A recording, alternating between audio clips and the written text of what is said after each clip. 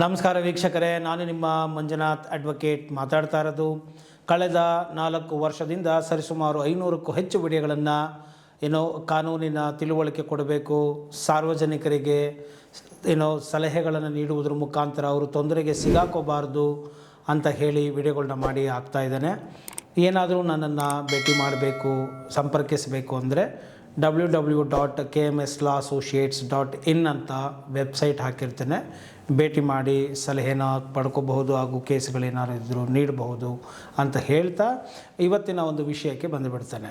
ಏನಪ್ಪ ಅಂತ ಹೇಳಿದ್ರೆ, ಈಗ ಅತುಲ್ ಸುಭಾಷ್ ಆತ್ಮಹತ್ಯೆಯನ್ನು ಮಾಡಿಕೊಳ್ಳುವಂತಹ ಸಂದರ್ಭದಲ್ಲಿ ಅವರು ಒಂದು ಸ್ಟೇಟ್ಮೆಂಟನ್ನು ಪಾಸ್ ಮಾಡಿದ್ದಾರೆ. ಅದು ನಿಜಾನ ಸುಳ್ಳ ಅನ್ನೋದ್ರ ಬಗ್ಗೆ ತನಿಖೆ ಆಗಬೇಕು, ಹಾಗೂ ಅದ್ರ ಬಗ್ಗೆ ನಾನು ಈಗ ಮಾತಾಡಲಿಕ್ಕೆ ಹೋಗೋದಿಲ್ಲ. ಆದರೆ ಈ ಸಾವಿನಲ್ಲಿ ಇರುವಂತಹ ಒಬ್ಬ ವ್ಯಕ್ತಿ ಹೇಳುವಂಥದ್ದು ನಿಜ ಅನ್ನೋದು ಎಲ್ಲರೂ ಒಪ್ಪಬೇಕಾದಂಥ ಮಾತು. ಯಾಕೆ ಅಂತ ಹೇಳಿದ್ರೆ 100ಕ್ಕೆ 90% ಅವರು ನಿಜಾನೇ ಹೇಳ್ತಾರೆ. ಒಂದು 10% ಎಮೋಷ್ನಲಿ ಅದು ಇದು ಹೇಳಿರ್ಬೋದು. ಆದರೆ ಈ ಒಂದು ನ್ಯಾಯಾಂಗದ ವ್ಯವಸ್ಥೆ ಬಗ್ಗೆ ಅವರು ತೋಡ್ಕೊಂಡಿರ್ತಕ್ಕಂಥ ಒಂದು ಅಸಮಾಧಾನ ಆಗಿರಬಹುದು, ಆಕೆ ನಡ್ಕೊಂಡಂತಹ ರೀತಿ, ಒಬ್ಬ ನ್ಯಾಯಾಧೀಶ ನಡ್ಕೊಂಡಂತಹ ರೀತಿ, ಲಂಚಕ್ಕೆ ಇಟ್ಟಂತಹ ಒಂದು ಬೇಡಿಕೆಗಳು ಆತನನ್ನು ತುಂಬ ಘಾಸಿಗೊಳಿಸಿದೆ. ಯಾಕೆ ಅಂತ ಹೇಳಿದ್ರೆ, ಬೇಲಿಯ ಎದ್ದು ಹೊಲ ಮೇಯ್ದರೆ ಹೇಗಾಗುತ್ತೆ? ನ್ಯಾಯ ದೇವತೆಯನ್ನು ನಾವು ಯಾಕೆ ಹೋಗ್ತೀವಿ ನ್ಯಾಯ ದೇವತೆ ಹತ್ರ? ನ್ಯಾಯ ಸಿಗಲಿ ಅಂತ ಹೇಳಿ. ಈ ನ್ಯಾಯಾಧೀಶರನ್ನು ನಾವು ಮೈ ಲಾರ್ಡ್, ಯೋರ್ ಆನರ್ ಅಂತೇಳಿ ನಾವು ಯಾಕೆ ಅಡ್ರೆಸ್ ಮಾಡ್ತೇವೆ? ಇವತ್ತು ನಮ್ಮ ದೇಶದಲ್ಲಿ ಚೀಫ್ ಮಿನಿಸ್ಟರ್ ಆಗಲಿ, ಪ್ರೈಮ್ ಮಿನಿಸ್ಟರ್ ಆಗಲಿ, ಇವರೆಲ್ಲರನ್ನೂ ಕೂಡ ಕಂಡೆಮ್ನಾಗಿ ಮಾತಾಡ್ತಾರೆ. ಅಂದರೆ ಬಹಳ ಕಠೋರವಾಗಿ ಕ್ರಿಟಿಕ್ ಮಾಡ್ತಾರೆ.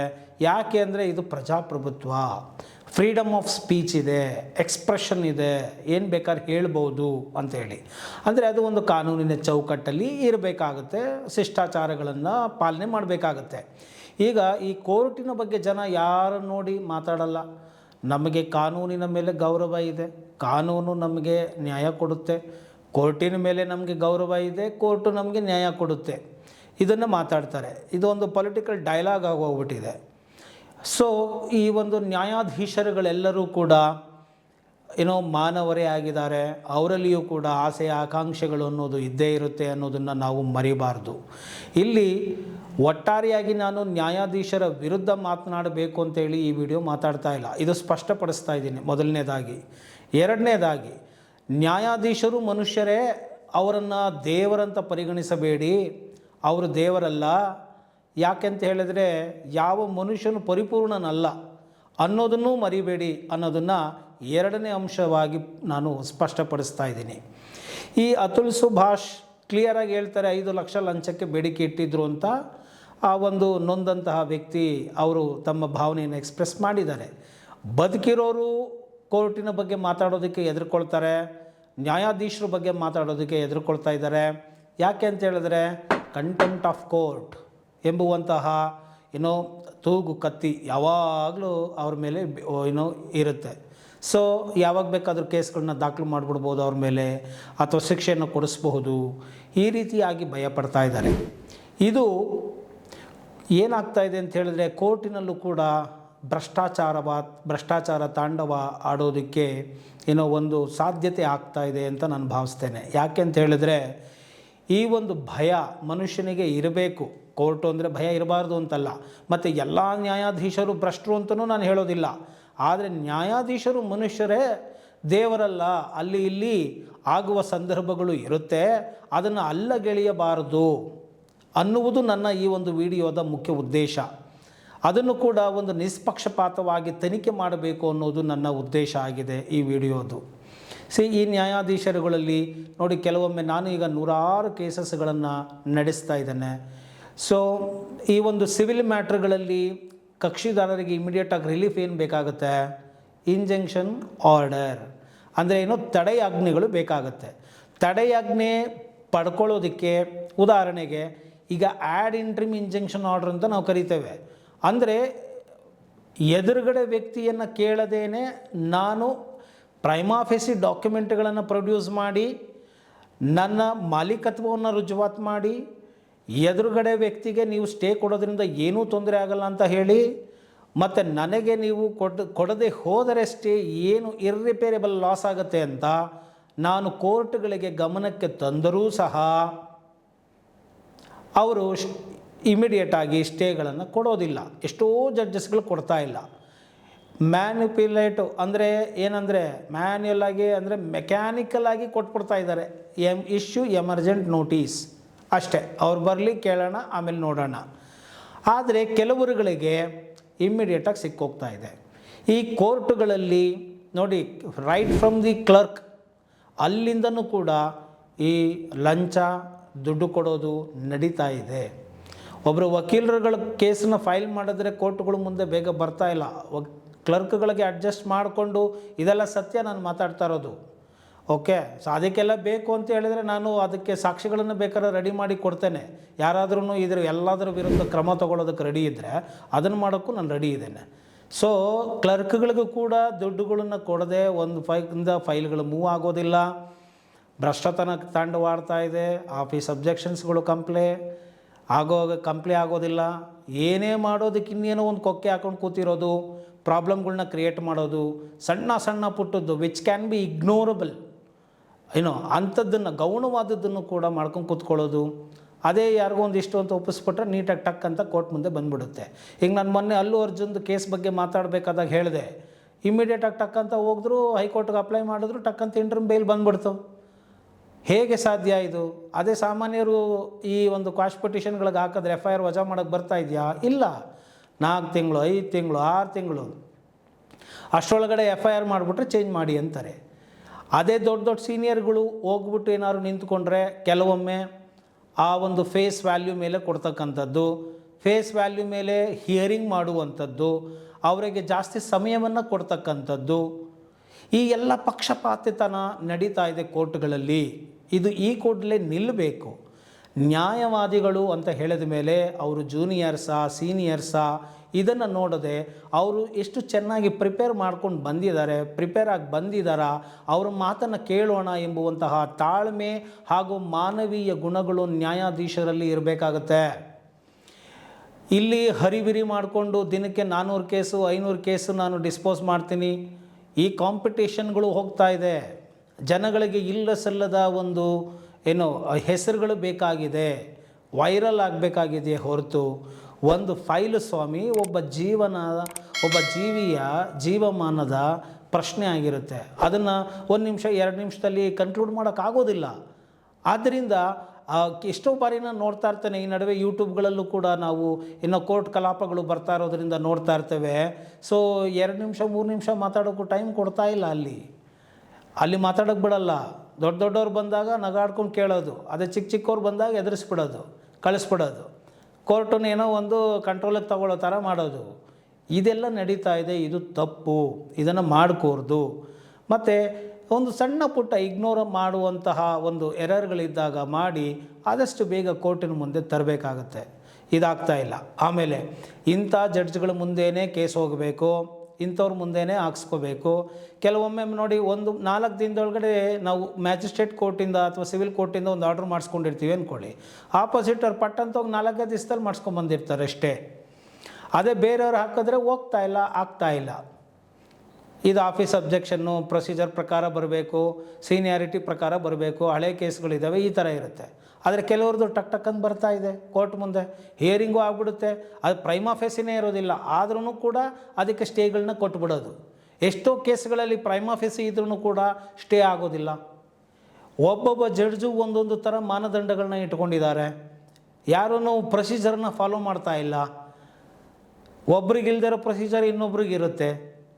ಈ ರೀತಿಯಾದಂತಹ ಗೊಂದಲಗಳು ಸೃಷ್ಟಿ ಆಗ್ತಾ ಇದೆ. ಈ ಜಡ್ಜಸ್ಗಳು ಇನ್ನೊಬ್ಬರ ಜೀವನವನ್ನು ತೀರ್ಮಾನಿಸುವಂತಹ ವ್ಯಕ್ತಿಗಳಾಗಿರ್ತಾರೆ. ತುಂಬ ಅತ್ಯಂತ ಗೌರವಾನ್ವಿತವಾದಂತಹ ಹುದ್ದೆಯಾಗಿದೆ. ಇಲ್ಲಿ ಅವರ ನೋವನ್ನು ಹೇಳಿಕೊಂಡು ಬಂದಿರ್ತಾರೆ. ಇದನ್ನು ನಿಷ್ಪಕ್ಷಪಾತವಾಗಿ ತನಿಖೆ ಮಾಡಿ ಅವರು ನ್ಯಾಯವನ್ನು ನೀಡಬೇಕಾಗತ್ತೆ, ಸೂಕ್ತ ಸಮಯಗಳನ್ನು ನೀಡಿ. ಅದನ್ನು ಬಿಟ್ಟು ಏನೋ ಸೀನಿಯರ್ ಕೌನ್ಸಿಲ್ಗಳು ಬರಬೇಕು ಅಥವಾ ಇನ್ಯಾವುದೋ ಒಂದು ದೊಡ್ಡ ರೆಪ್ಯೂಟೆಡ್ ಲಾ ಫರ್ಮಿಂದ ಬಂದಿದೆಯಾ, ಅವರು ಹಾಕೋ ಸೀಲಿಂದ ನೋಡ್ತಾರೆ. ಸೀಲು ಯಾವ ಆಫೀಸ್ದು ಸೀಲ್ ಇದೆ, ಹೇಗಿದೆ, ಸ್ಟ್ಯಾಂಡರ್ಡ್ ಹೇಗಿದೆ, ಯಾರು ಬಂದಿದ್ದಾರೆ, ಯಾವ ಅಸೋಸಿಯೇಟ್ಸು, ಇದು ಇಂಡಿವಿಜುವಲ್ಲ, ಫರ್ಮ, ನೇಮು, ಫೇಮು, ಇದೆಲ್ಲ ಕ್ಯಾರಿ ಫಾರ್ವರ್ಡ್ ಆಗ್ತಾಯಿದೆ. ಡೇಟ್ಗಳನ್ನು ಸುಲಭವಾಗಿ ಕೊಡ್ತಾರೆ, ಟೈಮ್ಗಳನ್ನ ಕೊಡ್ತಾರೆ. ಅದೇ ಯಾರು ಒಬ್ಬರೊಂದು ಪ್ರೈಮಾ ಫೆಸಿ ಇದು ಹೇಳಕ್ಕೆ ಬಂದರೆ ಅದು ಆರ್ಗ್ಯುಮೆಂಟ್ಗಳು ಕೇಳ್ತಾ ಇಲ್ಲ. ಇದು ಯೂಟ್ಯೂಬನ್ನು ತಾವು ಲೈವ್ ಆಗಿ ಕೆಲವು ಬರ್ತಾ ಇರ್ತಕ್ಕಂಥ ಕಲಾಪಗಳನ್ನ ವೀಕ್ಷಣೆ ಮಾಡಿಬಿಟ್ರೆ ಗೊತ್ತಾಗ್ಬಿಡುತ್ತೆ. ಆದ್ದರಿಂದ ಇದು ನಿಲ್ಲಬೇಕು ಶೀಘ್ರವಾಗಿ. ಈ ಜಡ್ಜಸ್ಗಳನ್ನು ದೇವರು ಅಂತ ಅಂದ್ಕೊಳ್ಳೋದನ್ನು ನಿಲ್ಲಿಸಬೇಕು. ಅವರು ಕೂಡ ಸಂವಿಧಾನದ ಅಡಿ ಕೆಲಸ ಮಾಡ್ತಕ್ಕಂಥವರು. ಆ ಒಂದು ಪೀಠಕ್ಕೆ ಖಂಡಿತ ಗೌರವ ಕೊಡಲೇಬೇಕು. ಆ ನ್ಯಾಯಾಧೀಶರಿಗೂ ಗೌರವ ಕೊಡಬೇಕು. ಆ ಗೌರವವನ್ನು ಅವರು ತಗೊಳ್ಬೇಕು. ಆ ಗೌರವವನ್ನು ರಿಸೀವ್ ಮಾಡಿದಂಥವರು ಅಷ್ಟೇ ನಿಷ್ಪಕ್ಷಪಾತವಾಗಿ ವಿಷಯಗಳನ್ನು ಕೇಳಿ, ವಕೀಲರನ್ನು ಕೇಳಿ, ಫ್ಯಾಕ್ಟ್ಸ್ಗಳನ್ನು ನೋಡಿ, ಫ್ಯಾಕ್ಟ್ಸ್ಗಳ ಆಧಾರದ ಮೇಲೆ ತೀರ್ಮಾನಗಳನ್ನು ಕೊಡಬೇಕು. ಎಷ್ಟೋ ಬಾರಿ ನಾನು ಪಬ್ಲಿಕ್ಕು ಲೈಫಲ್ಲಿ ಇರೋದರಿಂದ, ನೂರಾರು ಕೇಸಸ್ಗಳು ನಡೆಸಿರೋದ್ರಿಂದ ಸಾವಿರಾರು ಜನರು ನನಗೆ ಹೇಳೋದನ್ನು ಕೇಳಿದ್ದೇನೆ. ಇಂಥ ಕೇಸು ಇಂಥವ್ರ ಮುಂದೆನೇ ಬರೋದಕ್ಕೆ ಇಷ್ಟು ದುಡ್ಡು, ಹಿಂಗೆ ಆರ್ಡ್ರ್ ಮಾಡಿಸ್ಕೊಳ್ಳೋಕ್ಕೆ ಇಷ್ಟು ದುಡ್ಡು, ಈ ಥರದ್ದೆಲ್ಲ ನ್ಯಾಯಾಲಯದ ಸುತ್ತಮುತ್ತ ನಡೀತಾ ಇದೆ. ಆದ್ದರಿಂದ ಇದೆಲ್ಲ ನಿಲ್ಲಬೇಕು. ಸೊ ನ್ಯಾಯ ದೇವತೆಯ ಕಣ್ಣಿಗೆ ಕಟ್ಟಿದಂತಹ ಬಟ್ಟೆಯನ್ನು ಬೆಚ್ಚಿಸಲಾಯಿತು. ಯಾಕೆ? ಈ ಒಂದು ಭ್ರಷ್ಟತೆಯ ಅನ್ಯಾಯತನವನ್ನು ನೋಡಿ ಅದನ್ನು ಸರಿಪಡಿಸಲಿ, ನ್ಯಾಯದಾನ ನೀಡಲಿ ಎಂಬುದನ್ನು. ನ್ಯಾಯ ದೇವತೆಯು ಕುರುಡಳಲ್ಲ, ಆಕೆಯಿಗೆ ಕಣ್ಣಿದೆ, ನ್ಯಾಯದಾನವನ್ನು ಮಾಡಲಿ, ವಾಸ್ತವದಲ್ಲಿ ಮಾಡಲಿ. ಮತ್ತು ಕೈಯಲ್ಲಿ ಕತ್ತಿ ಅಂದರೆ ಏನು? ಕೇವಲ ನಾವು ಶಿಕ್ಷೆಯನ್ನು ಕೊಡುವುದೇ ಉದ್ದೇಶ ಅಲ್ಲ. ನಮ್ಮ ಸಂವಿಧಾನದಲ್ಲಿ ರಿಫಾರ್ಮೇಟಿವ್ ಲಾ, ಸುಧಾರಣಾತ್ಮಕವಾದಂತಹ ಕಾನೂನು ಇರೋದರಿಂದ ಬದಲಿಸಬೇಕು. ಸಂವಿಧಾನವೇ ಅಲ್ಟಿಮೇಟು. ಸಂವಿಧಾನದ ಆಶಯ ಮುಖಾಂತರ ನಾವು ಮಾಡಬೇಕು, ನ್ಯಾಯದಾನ ಮಾಡಬೇಕು ಎಂಬುದು ಆ ಒಂದು ಹೊಸದಾಗಿ ಸಿಂಬಲ್ ಅಂತ ನಾವೀಗೇನು ಕರಿತೇವೆ, ಜುಡಿಷಿಯಲ್ ಸಿಂಬಲ್, ಈ ಒಂದು ಅರ್ಥವನ್ನು ಕೊಡ್ತಾ ಇದೆ. ಆದ್ದರಿಂದ ನ್ಯಾಯಾಧೀಶರುಗಳು ಕಣ್ಣು ತೆರೆಯಲಿ, ಪಕ್ಷಪಾತವಿಲ್ಲದೆ ನಿಷ್ಪಕ್ಷಪಾತತೆಯಿಂದ ಕೇಸುಗಳನ್ನು ನಡೆಸುವಂತೆ ಆಗಲಿ. ಕಿರಿಯ ವಕೀಲರು ಅಲ್ಲೋ ಇಲ್ಲೋ ಸ್ವಲ್ಪ ಸಣ್ಣ ಪುಟ್ಟ ತಪ್ಪುಗಳು ಮಾಡುವುದು ಸಹಜ. ಅದು ಪ್ರತಿಯೊಂದು ವೃತ್ತಿಯಲ್ಲಿಯೂ ಇದ್ದೇ ಇರುತ್ತೆ. ಅವರನ್ನು ಅನುಭೂತಿಯಿಂದ, ಅನುಕಂಪದಿಂದ, ಪ್ರೀತಿಯಿಂದ ಅವರನ್ನು ಕಂಡು ಅವರ ಸಣ್ಣ ಪುಟ್ಟ ತಪ್ಪುಗಳನ್ನು ಅವರಿಗೆ ಹೇಳಿ, ಅವರಿಗೆ ಎನ್ಕರೇಜ್ ಕೊಟ್ಟು ಪ್ರಾಕ್ಟೀಸ್ ಮಾಡುವಲ್ಲಿ ನ್ಯಾಯಾಧೀಶರು ಉತ್ತೇಜನವನ್ನು ಕೊಡಬೇಕು. ಅವರು ಮುಂದೆ ಬಂದು ವಾದ ಮಾಡೋದಕ್ಕೆ ಪ್ರೀತಿಯಿಂದ ಅವರನ್ನು ಕಾಣಬೇಕಾಗ್ತದೆ. ಸೊ ಅದನ್ನು ಬಿಟ್ಟು ದಡ ಬಡ ಅಂತ ಮಾತಾಡೋದು, ಹೆದರಿಸೋದು, ನಿಮ್ಮ ಮುಂದೆನೇ ಬರೋದೇ ಇರೋ ಥರದಲ್ಲಿ ನಡ್ಕೊಂಡು ಬಿಟ್ರೆ ಕಷ್ಟ ಆಗುತ್ತೆ. ಈ ರೀತಿ ಎಲ್ಲ ಮಾಡಬಾರ್ದು. ಇದು ಪ್ರಜಾಸತ್ತಾತ್ಮಕ ವ್ಯವಸ್ಥೆ, ಇದು ಪ್ರಜಾಪ್ರಭುತ್ವ ಇರತಕ್ಕಂಥ ರಾಷ್ಟ್ರ. ಇಲ್ಲಿ ಯಾರೂ ಕೂಡ ಸಾರ್ವಭೌಮರಲ್ಲ. ಇಲ್ಲಿ ಪ್ರಜೆಯೇ ಸಾರ್ವಭೌಮ. ಯಾವ ನ್ಯಾಯಾಧೀಶರು ಸಾರ್ವಭೌಮರಲ್ಲ. ಅವರು ಸಂವಿಧಾನದ ಅಡಿ ತಮ್ಮ ಕರ್ತವ್ಯಗಳನ್ನು ನಿಭಾಯಿಸಲು ಅನುವು ಮಾಡಿಕೊಟ್ಟಂತಹ ಒಂದು ಪೀಠ ಅಷ್ಟೇ. ಆ ಒಂದು ಪೀಠಕ್ಕೆ ಗೌರವ ಇದೆ, ವ್ಯಕ್ತಿಗೆ ಗೌರವ ಇದೆ, ವೃತ್ತಿಗೆ ಗೌರವ ಇದೆ. ಆದರೆ ಸಾರ್ವಭೌಮರಲ್ಲ. ಉಳಿದಂತಹ ವಕೀಲರು ಅವರ ವೃತ್ತಿಯನ್ನು ಕೆಲಸ ಮಾಡೋಕ್ಕೆ ಬಂದಿರ್ತಾರೆ. ಅವರಿಗೂ ಕೂಡ ಸ್ವಾತಂತ್ರ್ಯವನ್ನು, ಗೌರವವನ್ನು ನೀಡಿ ಗೌರವವನ್ನು ತೆಗೆದುಕೊಳ್ಳುವುದು ಶಿಷ್ಟಾಚಾರವಾಗುತ್ತೆ ಎಂಬುವಂಥ ಮಾತನ್ನು ಇಲ್ಲಿ ನಾನು ಹೇಳಲಿಕ್ಕೆ ಬಯಸ್ತೇನೆ. ಮತ್ತು ನಾವು ಇದೊಂದೇ ಒಂದು ಅತುಲ್ ಸುಭಾಷ್ ಕೇಸಲ್ಲಿ ಮಾತ್ರ ಲಂಚ ಪ್ರಕರಣ ಅಂತ ನಾನು ಅಲ್ಲ.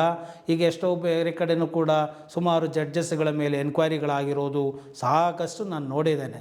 ಸೊ ಆದ್ದರಿಂದ ಈ ಒಂದು ನಿಟ್ಟಿನಲ್ಲಿ ನ್ಯಾಯದಾನ ಆಗಬಾರ್ದು, ಯಾವುದೇ ಪಕ್ಷಪಾತ ಇರಬಾರ್ದು, ನಿಷ್ಪಕ್ಷಪಾತವಾಗಿ ನಡ್ಕೊಳ್ಬೇಕು. ಡಿಸ್ಕ್ರಿಷನ್ ಪವರ್ ಇದೆ. ಇದು ಇನ್ನೊಂದು ಹೇಳಬೇಕು, ಇದು ಭಾಳ ಮುಖ್ಯ. ಜಡ್ಜಸ್ಗಳಿಗೆ ಡಿಸ್ಕ್ರಿಷನ್ ಪವರ್ ಕೊಡಲಾಗಿದೆ. ಅಂದ್ರೇನು? ವಿವೇಚನಾ ಬುದ್ಧಿ, ವಿವೇಚನಾ ಶಕ್ತಿಯನ್ನು ಕೊಡಲಾಗಿದೆ. ಇದು ಇಂಥದ್ದೇ ರೂಲು, ಇಷ್ಟೇ ಮಾಡಬೇಕು ಅಂಥೇಳಿ ಮಾಡುವಂಥದ್ದಲ್ಲ. ಯಾವುದೋ ಸಂದರ್ಭಗಳಲ್ಲಿ ಸೂಕ್ಷ್ಮತೆಗಳಿರುತ್ತೆ. ಅಂತಹ ಸಂದರ್ಭಗಳಲ್ಲಿ by considering the sensitivity of the case a judge can has a rights to take a call. ಆ ಒಂದು ವಿವೇಚನಾ ಶಕ್ತಿಯನ್ನು ಬಳಸಿ ಅವರು ತೀರ್ಮಾನಗಳನ್ನು ಕೊಡಬಹುದಾಗಿದೆ. ಆದ್ದರಿಂದ ಈ ಒಂದು ನಿಟ್ಟಿನಲ್ಲಿ ಕೆಲಸಗಳನ್ನು ಮಾಡಬೇಕು. ಪ್ರಜೆಗಳಿಗೆ ನ್ಯಾಯದಾನ ಸೂಕ್ತ ರೀತಿಯಲ್ಲಿ ಆಗಬೇಕು, ನಿಷ್ಪಕ್ಷಪಾತ ರೀತಿಯಲ್ಲಿ ಆಗಬೇಕು, ಸ್ವಾರ್ಥತೆಗಳು ಇರಬಾರದು, ತಮ್ಮನ್ನು ತಾವು ಮಾರಿಕೊಳ್ಳಬಾರದು. ಹಾಗೂ ನ್ಯಾಯಾಧೀಶರು ಅಂದರೆ ನಾವು ದೇವರ ಸ್ಥಾನದಲ್ಲಿ ಕೂರಿಸಿದ್ದೇವೆ. ಸೊ ಅವರ ವಿರುದ್ಧ ಮಾತನಾಡಬಾರ್ದು ಅನ್ನುವಷ್ಟು ಮಟ್ಟಿಗೆ ಗೌರವವನ್ನು ಈ ದೇಶ ಕೊಟ್ಟಿದೆ. ಆದ್ದರಿಂದ ಅಷ್ಟೇ ಗೌರವವನ್ನು ಉಳಿಸಿಕೊಂಡು ಕೆಲಸ ಮಾಡಬೇಕು. ಯಾವುದೇ ಒಂದು ಪಕ್ಷಪಾತದಿಂದ ಅಥವಾ ಏಕಪಕ್ಷೀಯವಾಗಿ ಅಥವಾ ಮುಖ ನೋಡಿ ಮಣೆ ಹಾಕೋದು ಅಂದ ಹಾಗೆ ಈ ಥರದ್ದೆಲ್ಲ ಮಾಡಬಾರ್ದು. Justice is not for sale. Atul ಹೇಳ್ತಾರೆ ಜಸ್ಟಿಸ್ ಈಸ್ ಪೆಂಡಿಂಗ್ ಅಂತ. At the same time justice is not for sale ಅನ್ನುವಂಥ ಮಾತನ್ನು ಕೂಡ ಇಲ್ಲಿ ಹೇಳ್ತಾ ನಾನು ಈ ಒಂದು ವಿಡಿಯೋವನ್ನು ಮುಗಿಸ್ತಾ ಇದ್ದೀನಿ. ಜೈ ಹಿಂದ್, ಜೈ ಕರ್ನಾಟಕ ಮಾತೆ.